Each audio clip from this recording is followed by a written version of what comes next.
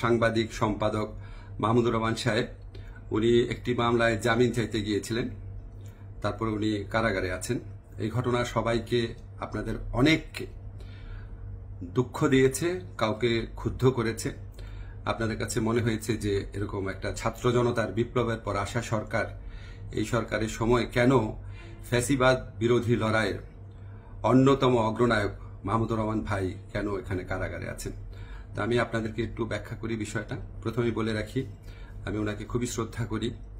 এদেশে শেখ হাসিনার যে ফ্যাসিবাদী শাসন ছিল সেটার বিরুদ্ধে যে লড়াইটা আমাদের, সেটার সূচনা করেছিলেন, বুদ্ধিবৃত্তিকভাবে তিনি সূচনা করেছিলেন, এবং এই জন্য ওনাকে প্রচণ্ড নিপীড়ন নির্যাতন ভোগ করতে হয়েছে, যেটার সাথে মানে কোনো কিছুর তুলনা হয় না আর কি। তো উনাকে একটা অবিশ্বাস্য একটা চরম ভুয়া মামলায় ওনাকে ফ্যাসিস্ট শেখ হাসিনা সরকার ওনাকে শাস্তি দিয়েছিল। ট্রায়াল ইন অ্যাবসেন্সিয়া হয়েছিল, ওনার অবর্তমানে শাস্তি দিয়েছিল। অবিশ্বাস্য মামলা একটা, এবং এই মামলার মেরিট নিয়েও প্রশ্ন তোলা যেতে পারে, কিন্তু এই বিচার কার্যটা সম্পন্ন হয়ে গিয়েছিল এবং ওনাকে শাস্তি দেওয়া অলরেডি হয়ে গিয়েছিল। কোয়ালিটি সম্পন্ন আন্তর্জাতিক মানের still bar CSRM, committed for better still. তো উনি যখন এখানে আপনার বাংলাদেশে আসলেন, আসার আগে কিছুদিন আগে ওনার স্ত্রী, আমাদের শ্রদ্ধেয় ভাবি, ওনার বিরুদ্ধেও একটা অত্যন্ত মানে অগ্রহণযোগ্য ভিত্তিহীন মামলা করা হয়েছিল। তো উনি সেই মামলাতে সাজা স্থগিত করে আপিল করার জন্য আবেদন করেছিলেন। এই আবেদন কিন্তু আইন মন্ত্রণালয় অর্থাৎ আমার কাছে আসে না, এটা যায় স্বরাষ্ট্র মন্ত্রণালয়ের কাছে। স্বরাষ্ট্র মন্ত্রণালয় যখন আমাদের অভিমত চেয়েছে, আমরা ইতিবাচকভাবে এটা দেখার জন্য জোর সুপারিশ করেছি। আমাদের এই সুপারিশের ভিত্তিতে মাহমুদুর রহমান ভাইয়ের স্ত্রীর সাজা স্থগিত করে ওনাকে আপিল করার সুযোগ দেওয়া হয়। মাহমুদুর রহমান ভাই যেই মামলায় শাস্তি পেয়ে আজকে জেলে আছেন, এক্স্যাক্টলি এই মামলায় আরেকজন বরেণ্য সাংবাদিক শফিক রহমান, ওনারও সাজা হয়েছিল। উনি ঠিক একইভাবে মাহমুদুর রহমান সাহেবের যে স্ত্রী আছে, উনি যেমন আবেদন করেছিলেন যে সাজা স্থগিত রেখে আপিল করার জন্য, উনি একইভাবে সেই আবেদন করেছিলেন। আমাদের আইন মন্ত্রণালয়ের মতামতের ভিত্তিতে শফিক রহমান সাহেবেরও সাজা স্থগিত করে ওনাকে মুক্ত মানুষ হিসাবে আপিল করার জন্য যে ওনার যে আবেদনটা ছিল সেটা অ্যাপ্রুভ করা হয়। মাহমুদুর রহমান ভাই এটা করেন নাই। আপনারা সবাই জানেন ওনার অত্যন্ত স্ট্রং আত্মসম্মান বোধ, উনি খুব দৃঢ়চেতা মানুষ, খুবই দৃঢ়চেতা মানুষ, প্রচন্ড দেশপ্রেমিক মানুষ। হয়তো উনার এই সমস্ত ব্যক্তিত্বের কারণে উনি মনে করেছেন উনি কোনো সাজা স্থগিতের আবেদন করবেন না, বা হয়তো যে কোনো কারণে হোক আমি জানি না, উনি সাজা স্থগিত রেখে মুক্ত মানুষ হিসাবে আপিল করার কোনো আবেদন করেন নাই। ফলে এটা করার কোনো রকম স্কোপ কোনো মন্ত্রণালয়ের কোনো সরকারের ছিল না।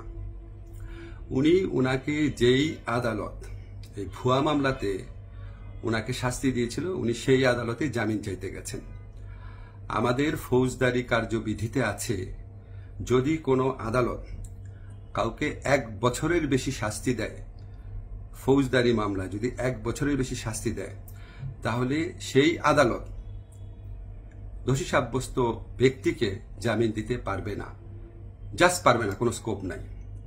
কিন্তু তার চেয়ে যে বড় আদালত অর্থাৎ মহানগর দায়রা জজের আদালত, সেখানে যদি পরে আবেদন করা হয় তাহলে সেই আদালত জামিন দিতে পারবে।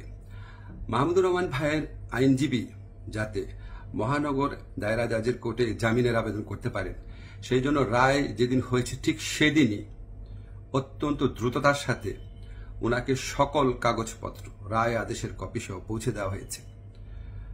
আজকে আমি যখন আপনাদের সাথে কথা বলছি, আজকে হচ্ছে বুধবার, উনি যে কোনো কারণেই হোক উনি জামিনের আবেদন এখনো করেন নাই। জামিনের আবেদনটা করলে ওই আদালতের জামিন দেওয়ার এখতিয়ার আছে এবং ওনার জামিন পাওয়ার পথ প্রশস্ত হবে। উনি মুক্তভাবে ওনার যে দেশপ্রেম থেকে, দায়িত্ববোধ থেকে, উনি ওনার সাংবাদিক হোক বা বুদ্ধিজীবী হোক বা ওপিনিয়ন মেকার হোক, উনি ওনার ভূমিকা পালন করতে পারবেন অচিরেই, সে প্রত্যাশা করছি। আমি শুধু আপনাদেরকে একটা জিনিস একটু বোঝার জন্য অনুরোধ করছি। আমি আইন মন্ত্রণালয়ের দায়িত্ব পাওয়ার পর মাহমুদুর রহমান ভাইয়ের স্ত্রী ও সাংবাদিক শফিক রহমান, ওনারা যখনই আবেদন করেছেন সাজা স্থগিত করার, সেই আবেদনে আমাদের মতামতের ভিত্তিতে ওনাদের সাজা স্থগিত করা হয়েছে। মাহমুদুর রহমান ভাই এই আবেদন করলে